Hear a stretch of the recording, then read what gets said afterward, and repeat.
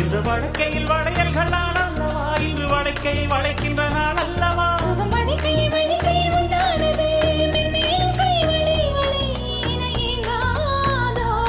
இது கன்னங்களா இல்லை தென்னங்களா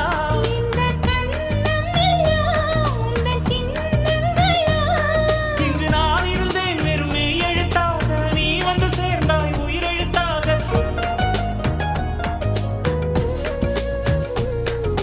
காதலேனும் தேர்வெழு